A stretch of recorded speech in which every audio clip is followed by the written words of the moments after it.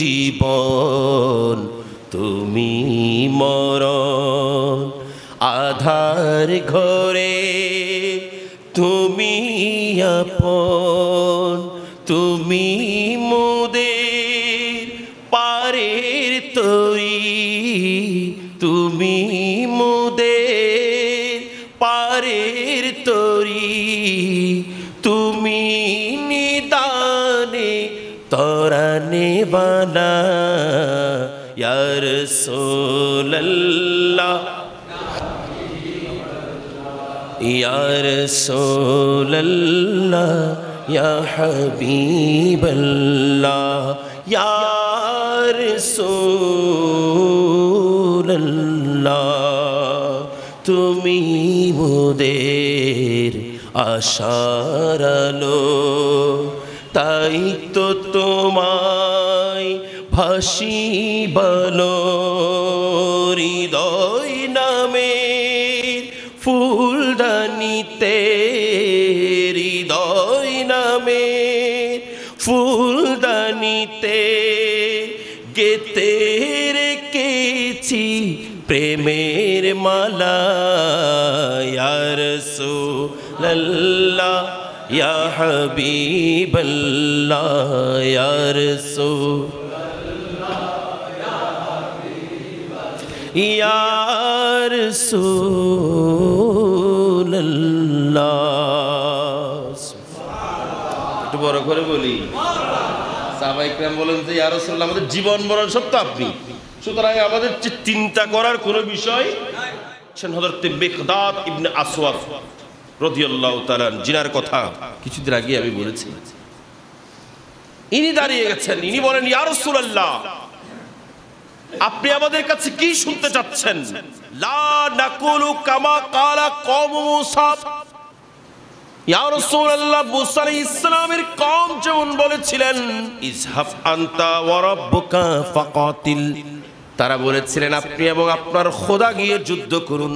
নাহনু হাহুনা কায়দুন, আমরা এখানেই বসে থাকব। কিন্তু ইয়া রাসূলুল্লাহ ওয়ালাকিন্না নুকাতিলু আন ইয়ামিনিকা ওয়া আন শিমালিকা ওয়া বাইনা ইয়াদাইকা ওয়া খালফাকা, ইয়া রাসূলুল্লাহ আমরা আপনার ডানে থেকে, আপনার বামে থেকে, আপনার সামনে থেকে, আপনার পেছনে থেকে আমরা এমনভাবে জিহাদ করব আমাদের সর্বস্ব চলে যাক, আমাদের প্রাণপ্রিয় জানটাও চলে যাক, সব কিছু বিসর্জন দিয়ে ইয়া রাসূলুল্লাহ আমরা আপনার হুকুম পালন করব। এটা সহিহ বুখারী শরীফ কিতাবুল মাগাজির হাদিস। যিনি হাদিস বর্ণনা করছেন হযরত আব্দুল্লাহ ইবনে মাসউদ, উনি বলতে লাগলেন ফারাআইতুন নাবিয়্যা আশরাকা ওয়াজহাহু ওয়া সিররাহু, আমি রাসূল পাক সাল্লাল্লাহু আলাইহি সাল্লামের চেহারা এমন হাস্যোজ্জ্বল হয়ে উঠতে দেখলাম এবং এমন আনন্দিত হয়েছেন রাসূল সেদিন, আমি আগে কখনো এমন দেখি নাই, এমন খুশি আমার রাসূল হয়েছে। আচ্ছা রাসূল যখন খুশি হয়েছেন তাহলে কে খুশি হবেন? কথা বলেন, কে খুশি হবেন?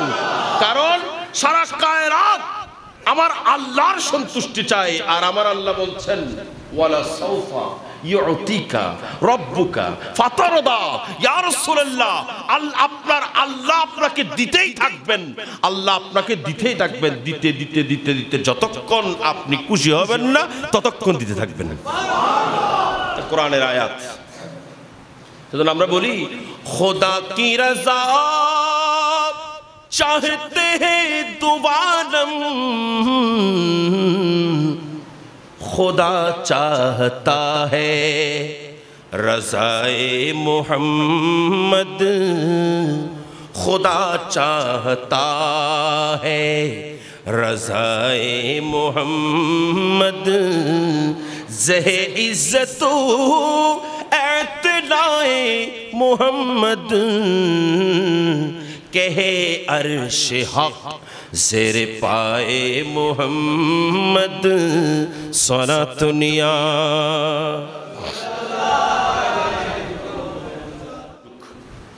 ফরিয়াদ করতেছেন কে? রাসূল। বলেন কে? কি ফরিয়াদ করতেছেন? আল্লাহুম্মা ইন শিতা, আয় আল্লাহ তুমি যদি চাও, লাম তুবাদু বাদাল ইয়াউম, আজকের পরে তোমার ইবাদতকারী কেউ না থাক, আল্লাহ তাহলে তুমি তাদেরকে হালাক করে দাও। অর্থাৎ আমার সঙ্গে যে 313 জন এসেছে তাদেরকে হালাক করে দাও। আর যদি তুমি চাও এই দুনিয়ার মধ্যে তুমি আল্লাহর ইবাদতকারী যেন এখানে থাকে, তুমি আল্লাহর ইবাদতকারী যেন জারি থাকে, তাইলে তুমি আল্লাহ এই 313 জনকে বিজয় দান করো। দোয়া কার ছিল? কথা বলেন কার? রসুলের দোয়া ফেরত হবে? রসুলের দোয়া ফেরত আছে। সেজন্য আমার আল্লাহ এই 313 জনের বিপরীতে 1000 সৈন্য, 313 জন কারো হাতে ভাঙা তরবারি, সুবহানাল্লাহ বলেন না, কারো হাতে ভাঙা তরবারি, কারো হাতে খেজুরের ডালি, সুবহানাল্লাহ, কি খেজুরের ডালি। আবার রসুলের একজন সাহাবী হযরত সাইয়েদনা ওকাশা রাদিয়াল্লাহু তাআলা, ওনার তরবারিটা ভেঙে গেছেন, এখন তরবারি নাই, কি করবেন? আবার রসুলের কাছে দৌড় দিলেন, ইয়া রাসূলুল্লাহ আমার তরবারি তো ভেঙে গেছে, এখন কি করব? আমার রসুল একটা খেজুরের ডালি ধরলেন, ধরে ওকাশাকে দিলেন, ধরো ওকাশা না, ওইটা নিয়ে জিহাদ করো গা। সাহাবী হাতে নিয়েছেন, মাত্র হাতে নিতে দেরি হয় নাই, এটা খেজুরের ডালি নাই আর তরবারি হয়ে গেছে। হযরত ওকাশা রাদিয়াল্লাহু তাআলা এটা দিয়ে যুদ্ধ করেছেন। এই তরবারির নাম ছিল আউন, এটার নাম আউন। আউন মানে হচ্ছে সাহায্য, মদদ। হযরত সাইয়েদনা মুআজ বিন আমর রাদিয়াল্লাহু তাআলা, ওনার একটা হাত আবু জেহেলের ছেলে ইকরামা এমন ভাবে তরবারি দিয়ে আঘাত করেছেন, হাত একটা পড়ে গেছে। এখন হাত পড়ে গেলে আমরা দৌড় দেবো ডাক্তারের কাছে, ঠিক না ঠিক? কেউ কি হুজুরের কাছে আসবে? বলবো যে ডাক্তারের কাছে যেতে হবে, ডাক্তারের কাছে দৌড় দেবো। কিন্তু সেদিন সাহাবী রাসূল এই হাত দিয়ে আমি কি করব ধরপড় করে ধৈর্য হারা হয় নাই, বরং হাতটাকে চট করে ধরে এটাকে নিয়ে দিছে দূর রসুলের কাছে। আর বড় করে বলেন, এক দূর দিলেন রসুলের কাছে। রসুলের কাছে গিয়ে বলেন, ইয়া রাসূলুল্লাহ আমার হাত তো পড়ে গেছে, আমার হাত তো পড়ে গেছে, ইয়া রাসূলুল্লাহ আমি কি করব? আমার রসুল মেডিসিন দিচ্ছেন। মেডিসিন কি মেডিসিন জানেন? নুরানি থুতু মুবারক জবান থেকে নিলেন আর লাগিয়ে দিলেন, লাগিয়ে দিয়ে হাতটাকে বরাবর জায়গায় বসিয়ে দিয়ে থুতু লাগিয়ে দিয়েছেন, পাঠিয়ে দিয়েছেন, এ আমার সাহাবী মুআজ বিন আমর, যাও তোমার হাত ভালো হয়ে গেছে। তো বলছিলাম আমার রাসূল সেদিন বলেছিলেন, আল্লাহর দরবারে যখন ফরিয়াদ করলেন, আয় আল্লাহ এগুলো ছাড়া আমার আর নাই, এগুলো ছাড়া আমার আর, আল্লাহ তুমি যদি বিজয় দাও তাদেরকে দাও, তাহলে তোমার ইসলাম থাকবে, নাহলে ইসলাম থাকবে না। সেদিন আমার রাসূল হাত তুলেছেন এমন ভাবে, আমার রাসূলের সাহাবীরা বলছেন যে রাসূলের নূরানি শরীর মুবারকে এরকম চাদর একটা ছিলেন যে চাদরটা পরে যাচ্ছেন, রাসূলের বুগল মুবারক দেখা যাচ্ছেন। আমার রাসূল এমন ভাবে হাত তুলে আল্লাহর দরবারে দোয়া করলেন, হযরত সাইয়েদনা আবু বকর সিদ্দিক আমার রাসূলের হাতটা টেনে নামিয়ে ফেললেন। হাসবুকা ইয়া রাসূলুল্লাহ, ইয়া রাসূলুল্লাহ যথেষ্ট হয়েছে, আর লাগবে না, আর দরকার নাই, আর দরকার নাই, আল্লাহ কবুল করে ফেলেছেন। সঙ্গে সঙ্গে জিবরিল আমিন সংবাদ নিয়ে এসেছেন, সায়াহজাবুল জামু ওয়া ইউয়াল্লুনা দুবুর, শীঘ্রই খুব তাড়াতাড়ি দুশমনরা পালিয়ে যাবেন এবং তারা পালিয়ে পৃষ্ঠ প্রদর্শন করবেন। সেদিন আমার রাসূল আল্লাহর দরবারে দোয়া করেছিলেন, নবীজির দোয়া আল্লাহ কবুল করেছিলেন। এগুলো হচ্ছে সবগুলো দুনিয়ার মানুষকে শিক্ষা দেওয়ার বিষয়। কথা বলেন, এগুলো দুনিয়ার মানুষকে শিক্ষা দেওয়ার জন্য, কারণ দোয়া করা যে দোয়া করলে যে আল্লাহ কবুল করে এটা শিক্ষা দিয়েছে, নইলে আর কিছু না। কারণ আমার রাসূল এর আগের দিন রাত্রে, বদরের যুদ্ধ যেদিন হবেন এর আগের দিন রাত্রে আমার রাসূল ওই বদরের ময়দানের মধ্যে গেলেন। বদরের ময়দানের মধ্যে গিয়ে হযরত সাইয়েদনা আনাস বিন মালিক রাদিয়াল্লাহু তাআলা, ইনি আবু দাউদ শরীফের রিওয়ায়াতের মধ্যে ইনার বর্ণনা, আর মুসলিম শরীফের রিওয়ায়াতের মধ্যে হযরত ওমর ইবনুল খাত্তাবের বর্ণনা।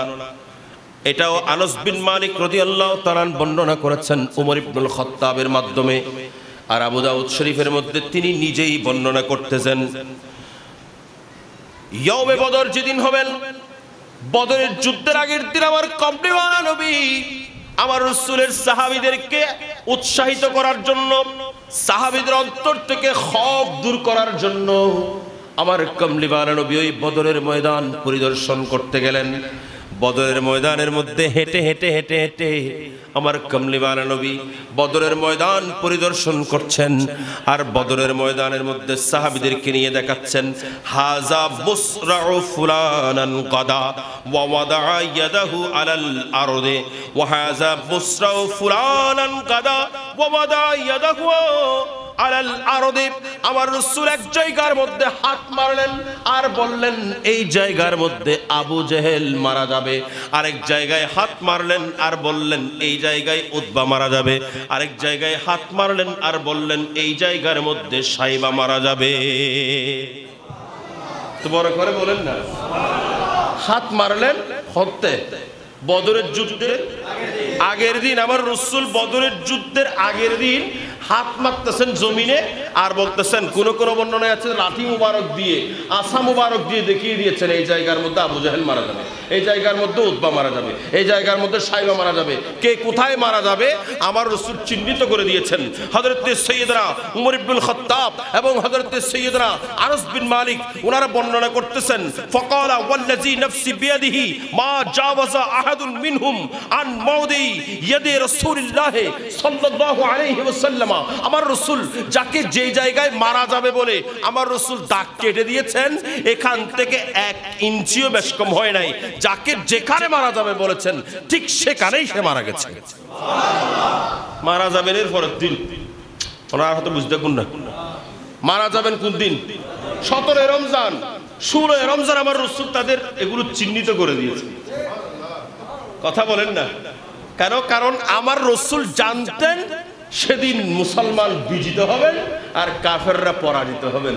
এবং আমার রাসূল এও জানতেন সেদিন এই কাফেরদের বড় শায়েখ যিনি, কাফেরদের প্রধান যিনি, সরদার যিনি, যার নাম আবু জেহেল, তাকে ছোট্ট ছোট্ট আফরার 2টা বাচ্চা মুআজ এবং মুআওয়াজ, এই 2টা ছোট্ট ছোট্ট বাচ্চা তাকে কতল করে দেবে। আর বড় করে বলেন কেন? কারণ সবকিছু দিয়েছেন, জানিয়েছেন কে? কথা বলেন কে? जो हो चुका है जो होगा हुजूर जानते हैं। तेरी अता से खुदाया हुजूर जानते हैं। হু চুকা और जो होगा, যেটা হয়ে গেছেন আর যেটা হবেন সবকিছু আল্লাহ আমার রাসূলকে জানিয়েছেন। जो हो चुका है जो होगा हुजूर जानते हैं। तेरी अता से खुदाया हुजूर जानते हैं।